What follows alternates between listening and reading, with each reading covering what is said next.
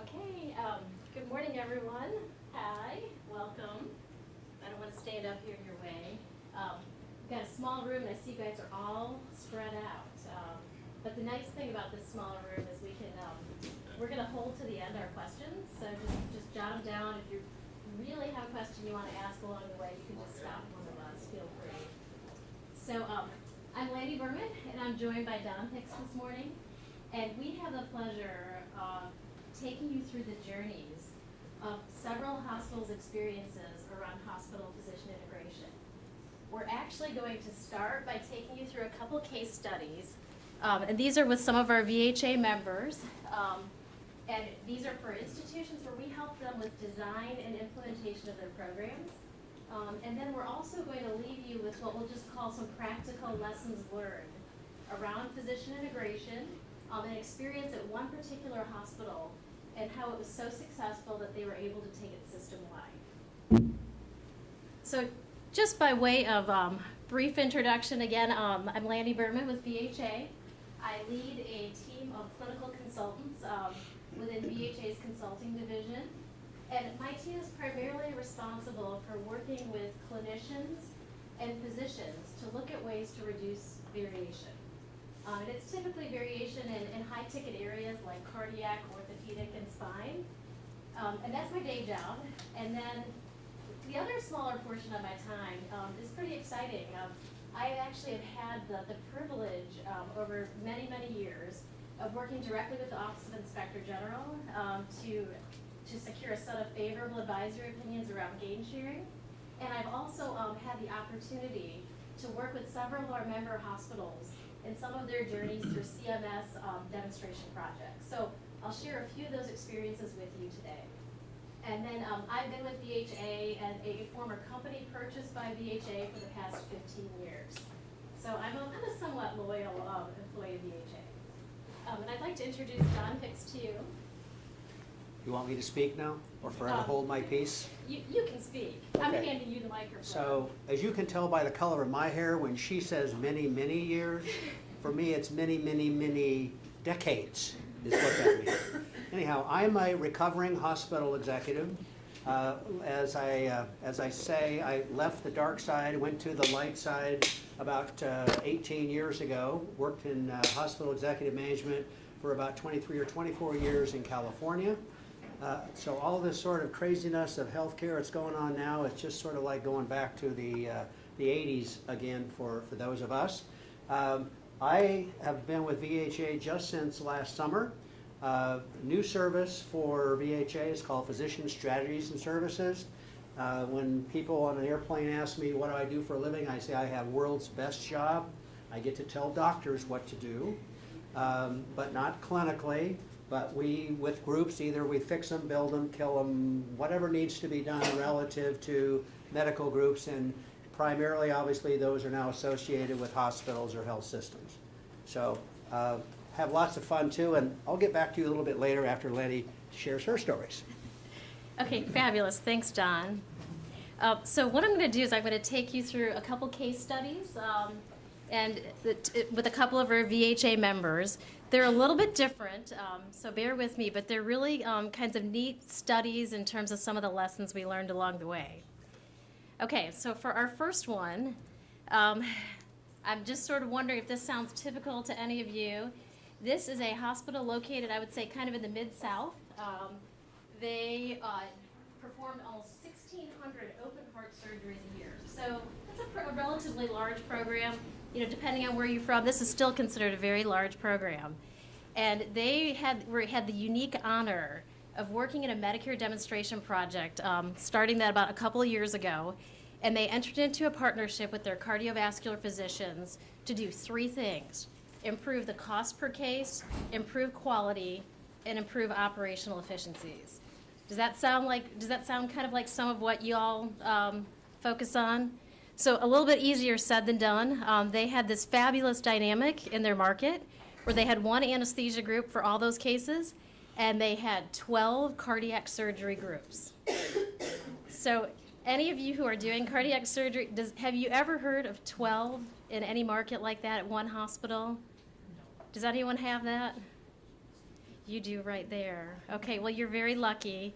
And so I'll tell you, in this market, it was 12 independent surgeons, a lot of marriages and divorces over the years, as you can imagine. But think about a hospital that makes this decision, and they made it independent of their doctors that they wanted to go into this project, all about collaboration and coordination. How the heck were they going to do that with 12 independent surgeons? So, certainly part of this project included the opportunity to do a shared kind of incentive. So there was some type of motivation. And so what they did is they shared not just with their surgeons, but with their anesthesiologists, also with the clinicians, which was so critical. And you'll see a neat example in here about how important it was to have clinician support.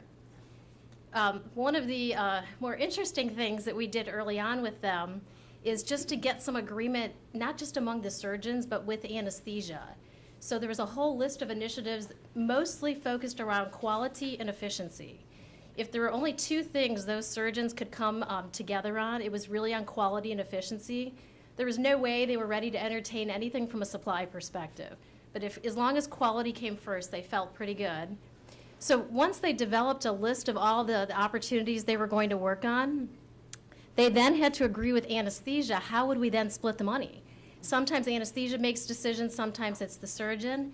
So literally they had about 20 initiatives they focused on, and they went through each one of them and came to some kind of agreement on who was really the bigger decision maker for each of those savings opportunities. And I'll share a little bit of that thinking as we walk through here. The last thing I'll leave you with here is just simply that, has anyone in here been through a Medicare project, like a demonstration? Okay, I see one person nodding over here. As you can imagine, this requires just so much infrastructure to be put in place.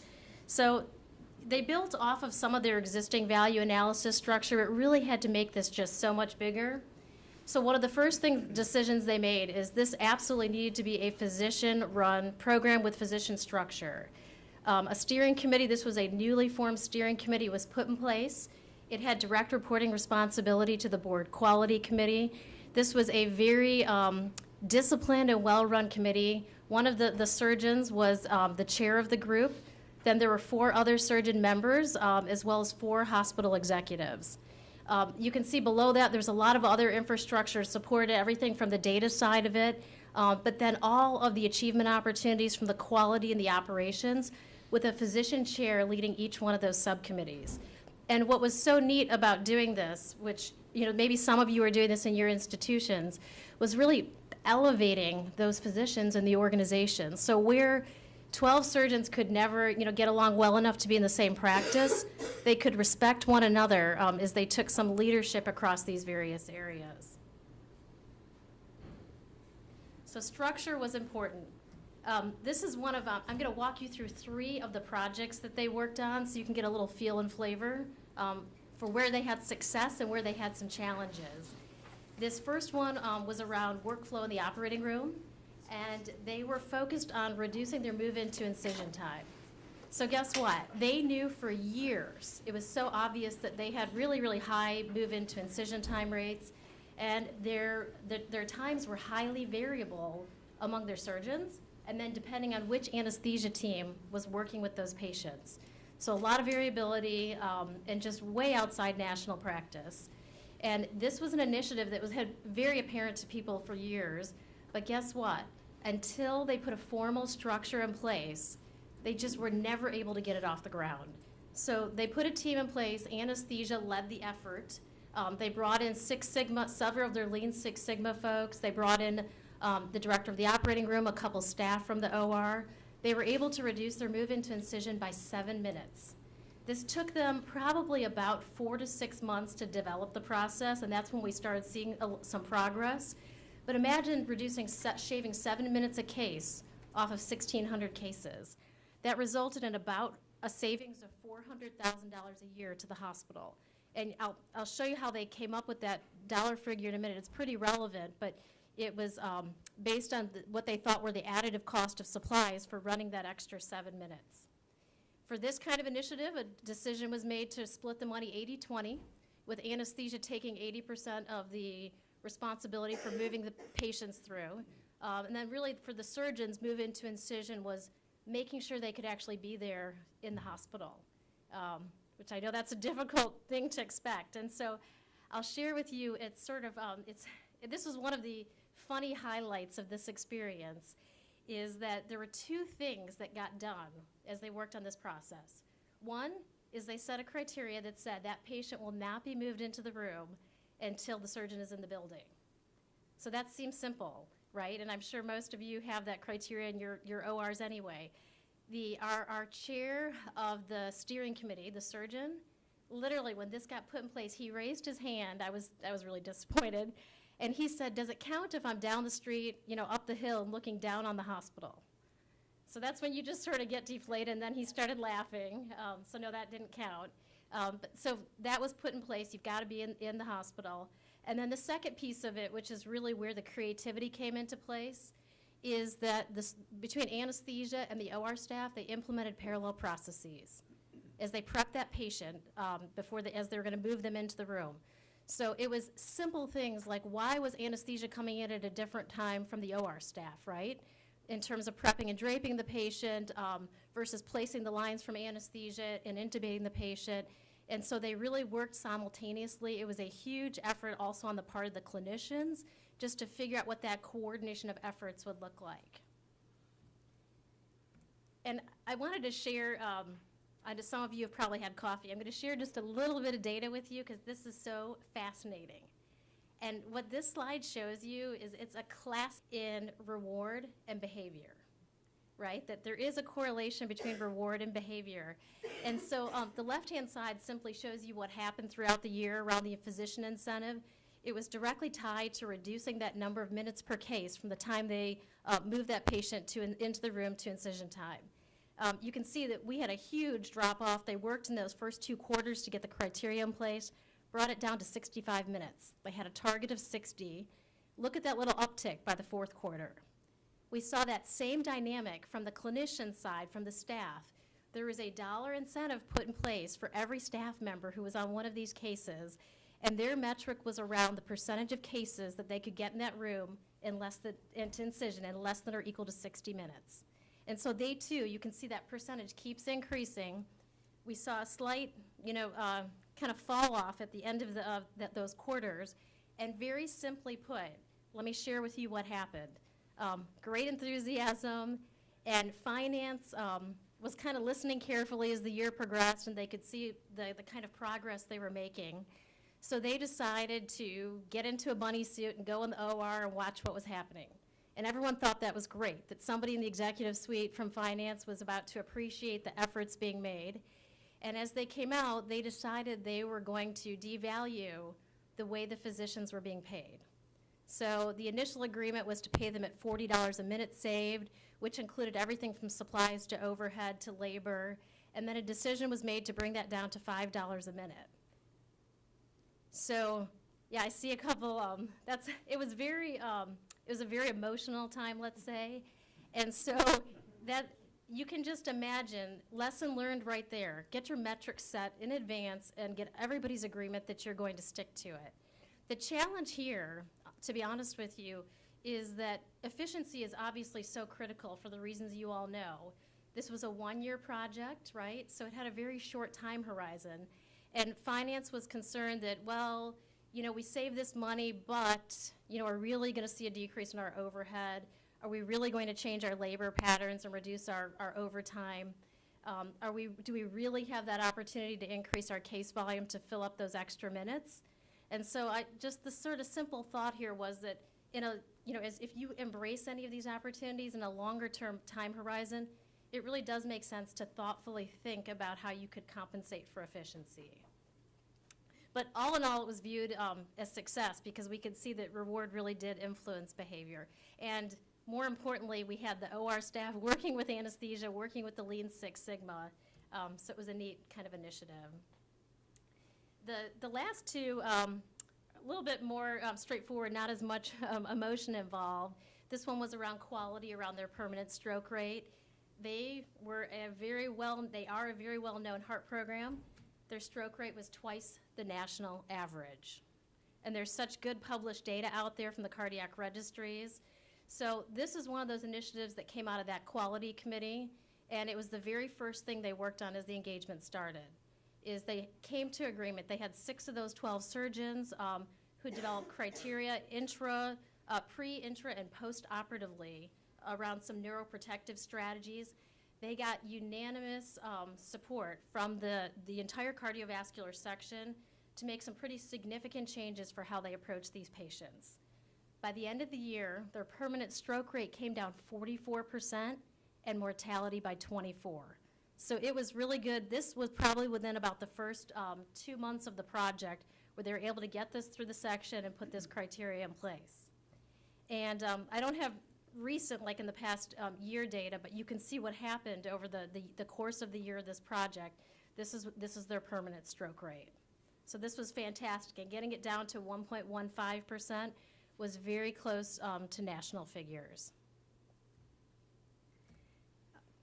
The last initiative I'm going to leave you with is a little bit of a mix of quality and then also from a cost savings perspective. They worked on blood products. And again, this was a collaborative team between anesthesia and the cardiac surgeons. And simply put, there were certain blood products where they were way off the charts. I don't think anyone was paying all that much attention. This is data that's been regularly reported through cardiac registries. And so they put some clinical criteria in place for when it was appropriate to order certain blood products. And we saw use decrease significantly. First and foremost, over 300 fewer patients being exposed to blood products, which brought about a $250,000 in savings to the hospital. Again, a much less emotional opportunity that they worked on. They also had to make decisions about how to split that money. They felt that for blood ordered intraoperatively, 50% of the savings would go to the anesthesia and the other half to the surgeons, and then postoperatively with the surgeons really managing the care. And just a quick picture with some data. Again, you can see kind of a common trend of what happened throughout the year. So I'm going to close this one out and then just quickly get to a second one. Just a couple takeaways if you want some lessons learned here, successes. Obvious, which I know you are all very well aware, you absolutely need to have strong support from the executive suite to your physicians to your clinicians. That workflow project around the operating room could have never taken place if they didn't have that whole level of support. And I'd say probably the second most real impactful opportunity at this institution was putting those physician-led committee structure in place. And it was very impressive to watch these physicians really be elevated as leaders in the organization. Obviously, we had some barriers, and in 10 minutes' time, I can make this story sound so simple.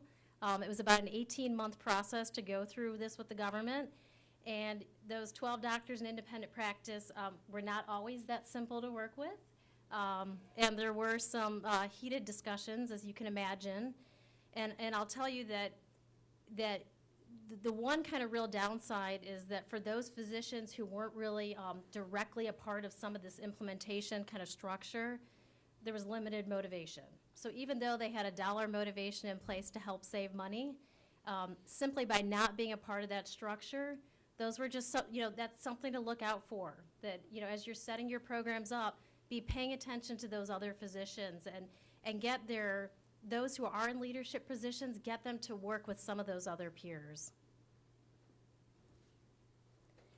Okay, one more case study. This one's a little bit of a different twist. Same thing in terms of hospital-physician alignment, but a really different kind of scenario here. So are you all familiar with the ACE demonstration project? This is the acute care episode. It started running just a few years ago, focused on bundled payments and gain sharing. Is there anybody in here who was part of this or is in one of the new bundled payment projects? Nobody's that excited about doing it? There's some neat stories that came out of this, and I don't know if you'll be envious or you'll be a little bit worried when I share this with you. This particular hospital, when they applied to be a part of this, they decided they were going to take on a significant amount of risk. So anytime a hospital is doing a bundled payment with the government, the first thing they have to agree to is to take on some kind of financial risk. In this case, they took a 5% discount off of their typical reimbursement. 5% was pretty deep for them at that time. Now, bear in mind, when they made this decision on the 5%, they didn't even have their physicians on board. The hospital executives had this big pipe dream that, they wanted to be forward-thinking in the market. So that was a little bit different. And so once they suddenly woke up and they had been accepted into the project, they had to really work on motivating their doctors to be a part of it. So a few things that I would say concessions, but very wise strategic decisions they made, that they got accepted and they knew they were now going to need to talk to their doctors about sharing in reimbursement, right? So this is directly touching a physician's pocketbook. In this case, it's a group of 3 surgeons, right? Very different pocketbook than the hospital. So a few decisions the hospital made early on is they would collect all the co-insurance, both from the physician side and the hospital side, and they would keep all physicians whole in the bundle payment. So this was across the acute inpatient episode. Any physician who touched those patients in that episode, the hospital got the single payment from Medicare. They then kept the physicians whole according to their typical reimbursement schedule. But what I'll say is simply there's a little bit of quid pro quo here, in that the hospital then looked to its surgeons specifically to help it save some money. So fine, we will keep the reimbursement side of this really simple for you, not put you at risk from that perspective. And these surgeons were absolutely fabulous to work with, very, very high quality. In fact, they'll tell you that they define quality for the Society of Thoracic Surgeons, but they have been completely disengaged from the cost of care. So this was a very different day for them. They too put a pretty elaborate structure in place in terms of infrastructure. In this case, they actually had their steering committee report directly to the board, the system board of directors. A lot of other folks contributing, but this steering committee had responsibility really for oversight of the program. They too had a series of subcommittees and teams that reported up through them. Given that this was a bundled payment environment with the gain sharing, you can see the variety of teams is really different. They had the cost reduction piece, but just think about all the process and infrastructure to accept a bundled payment. So everything from the patient identification, finance and billing and claims, care coordination, quality, and believe it or not, marketing was a really big piece of this as well. One of the things they had to do really early on was go out to that physician community to share with them what they were doing and get physicians on board that they would be accepting this payment directly from the hospital. As well as just in general, they had this idea that they were going to really increase their case volume by running a bundle payment. Just out of curiosity, I see somebody smiling in here. Do any of you think that after 3 years they've increased their volume significantly? Do I see any heads going up and down? Yeah, that was really probably a big pipe dream. But in any case, there are a lot of other great things that happened for them. Their first year, they too decided they were going to work on cost reduction. What was different here than in the other scenario is they really worked around supply cost reduction. And believe it or not, by the end of that first year, you can see some of the opportunities here. They had reduced their open heart surgery cost per case simply in the operating room by $1,100. And we were just blown away that there was that much there was a lot of low-hanging fruit sitting out there. But remember, these are surgeons who had been so focused on quality, completely disengaged from the supply chain side. And I'll share with you, this was the biggest hurdle to get over, was to get the surgeons to have a comfort level with looking at how they practiced. They had some really, between the 3 of them, they had some really simple standardization opportunities. They were getting ready to be acquired by the hospital as an employed group, and it was a changing time. But I'll just say they really made, it was a cultural shift for them to be able to support the hospital in this way. This was very, very supply focused because the bundle payment was across the whole inpatient episode. In the second year of the program, they decided to look across a wider variety of opportunities. And this is what they looked at once we got to the second year. So there were still a few things from a supply perspective, but they decided they wanted to get much deeper and begin working on patient throughput and length of stay across the whole care continuum. Efficiency in the operating room, 3 surgeons, 3 very, very different practices. So really, it was nice to see a shift after that first year to a wider variety around really managing care across the episode. The last thing that I'm going to leave you with is that it probably goes without saying that quality was just at the forefront of all of this, and especially with these surgeons. The quote I have up here actually comes from there was an actual contract between the hospital and the doctors around how the program would run, and it was just very, very clear that they either had to maintain or exceed their benchmark quality practice, or there'd be no money shared with the physicians. And guess who was responsible, had the joy of doing this? It was the steering committee. So they set the initiatives, they reviewed the data, and had to make all the final approvals of what it looked like. And so in closing, I know you all probably have your different kinds of scorecards and metrics you track. I just thought I'd share a few of the ones that they included on their scorecard. This was just from the quality and efficiency side. So everything from patient safety to efficiency, coordination of care, patient satisfaction, and then really the team aspect of it. So these pieces were just so critical to them feeling like they could be successful in the engagement. Before I turn over to Don, the last thing I just wanted to leave you with is that the administrators at this hospital, I really do believe they were forward-thinking in terms of making that decision early on to be the risk bearer. Now, it's well understood that they did that for a strategic reason.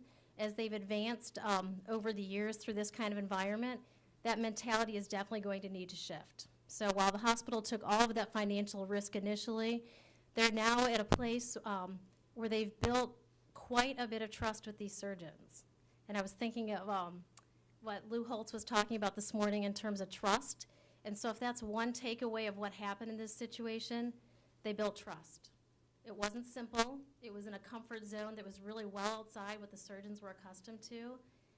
And I'll just leave you with the lead surgeon in this practice, who was, I'd say, probably a big naysayer to begin with. He is now on a national speaking circuit to talk about re-engineering care. So this is a really, and I wish he were here with me today, but it was a really neat story of how they progressed over the years. So we are going to switch gears, and I'm going to bring you over to Don Hicks. Yes, we're going to switch positions. Don's going to share a real kind of different perspective around physician integration. Thank you, sir. Okay, so I'm going to take 10 minutes. It's all we got left, and we'll get you out on time, I promise. But my goal is to get you to read this article. And there are copies for you in the back. It's not on your flash drive from the seminar, but I'm going to try to sort of give you the Reader's Digest version of what's in here and why it's important, I think, to the subject matter of hospital physician integration. The keynote speaker last night talked about healthy organizations. How many were in that session? Perfect, great. So you recall that he had a very simple, two-sided sort of scale. Now, we just heard all about how to be smart, right? So I'm going to talk about the other side a little bit of how to be healthy. Because Lani talked about the sort of natural division between physicians and hospitals and the lack of trust. It's as simple as bread and butter. It's just been a part of our circumstance forever. So what we want to do is sort of talk about a particular instance. This is real live. It's in California. I can tell you this is not a VHA member, but I can tell you that I have known these folks for over 20 years, so I can validate, if you will, exactly everything they went through to get where they are. So let's talk a little bit about where they were. As I said, this is Southern California. This is Orange County, California. There are more hospitals in Orange County, California than there are in the entire state of Connecticut.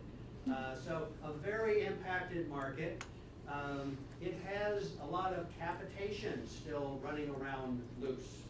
An interesting, if you will, thing that drives a lot of components. It's the sort of hotbed historically and still is of that dirty word, managed care. It's a part of, this particular hospital was St. Jude Hospital in Fullerton, California. Anybody from the West or California or Southern California? Okay, I guess I can even embellish and no one will know the difference. 330 staff beds. It's a part of the St. Joe's Health System, which has hospitals in Northern California, Southern California, and Texas primarily, a little bit in New Mexico. And it had a diverse array of medical staff in the traditional way. Traditional meaning they were not employed. Now, they also then went into employment, first of all, on the primary care side, which a lot of folks are doing across the country, and then later on the subspecialty side, which caused the CEO to have very, very white hair. The CEO had been in his position for a number of years and had been the COO there before. So I'm just sort of laying out, he knows the territory, he knows the people, he knows the physicians, he knows that whole thing. The physician CEO of the group they put together, again, had been the sort of titular head of a very large internal medicine-based group. I think the third bullet is probably the most important thing to start. When this got started, it was the penultimate us versus them. I think we heard about coming to the table as a part of the presentation last night about what part of the team are you going to be a part of, and you got to be a part of the team above you, not a part necessarily the team below you, otherwise you get the division and you're not going to enjoy that. So this was a part where the physicians and the hospital were at odds. In fact, I would say, Lani talked about disagreements in those discussions. I would say that's an understatement. I would say at certain points of time, the CEO and the lead physician hated each other. Just plain out hated each other. Not because either thought the other was evil necessarily, but because they took two such entirely different positions. What they did, it was more than a blank screen, I want you to know that. These were kind of, if you will, the components we talk about. I literally see physicianese and hospitalese as two different languages. And I know we have some physicians in here, all right? I know we have some physicians in here, and so I know you understand what hospital speak is in terms of what does that mean and how do they get problems solved or not, as the case may be, and the other way around. I mean, you just sort of think about how a CEO goes about attacking a particular problem and how a surgeon goes about seeing an urgent patient. They have very different approaches. Over a period of years, and I would say through actually some formal education, first of all, for the physician in terms of macro health economics, he went to courses. I happen to think that the number one problem in healthcare in America today is a lack of trained physician leaders. And those organizations that have some really good physicians, I guess my challenge to you is, what are you going to do for the next 10 years? Because you usually sort of pick out those early adopters or ones that sort of have already meshed. But what are you going to do in terms of your development? So that's another whole process. But over a period of years, this is what they got. And you see the third bullet, which talked about the trusting relationship. Here's exactly how I like to state this. The CEO embedded himself so much in the physician practices and group that he understood exactly what the physician perspective was, what their economic and their practice and their livelihood issues, etc. The physician simultaneously was embedding himself, if you will, into the knowledge base of what's all this macro health economic stuff, to the point where the CEO could go to his board and to his peers and explain the physician position. This is why we need to do this for the physicians because of 1, 2, 3, 4, 5. Similarly, and perhaps one that is probably less often seen, but growing, the physician leader could go to his peers and say, this is why the hospital needs to do this, and this is why we're going to do A, B, and C. So if you can literally take that trusting relationship and put yourself in the other person's perspective, it will be amazing what you'll have. So they have taken that model, which I will tell you is grossly successful. I see medical groups associated with hospitals all over the country. It's really the only one that I have run across so far that actually had a profit. Any of your medical groups that you have at your hospital actually making money? They did. And so they built, if you will, a business model on the trusting relationship. They have now expanded that, the St. Joseph Health System, to the other hospitals they have in California, and they now are up over 1,000 physicians in terms of this process. So here were the sort of principles. Interdependence is the key, going back to that trust. Relationships are primary. We're all going to go in our organizations through a bunch of bad stuff. It's the relationships that allow you, if you will, to get through those very problematic and trusting times. Trust takes time to develop. Notice the topic was, we were an overnight success in 8 years. The very important thing to do, recognize and respect the cultural differences. Physicians have a different culture than do hospital folks. You need to find a way to bring those together. You need to be accountable and transparent. All of the sort of common things that we have heard already in our seminars here. And the medical group needs to understand the hospital has other relationships. It's a very, very complex development and, if you will, presentation that we have as health systems. That's it. And I got done on time. So, any questions? Yes? Let's. For Lani, so you said that although your physicians had it in your first case study, that they were financially motivated to be bought into the process. They did. That was one of the things you saw as a lesson learned.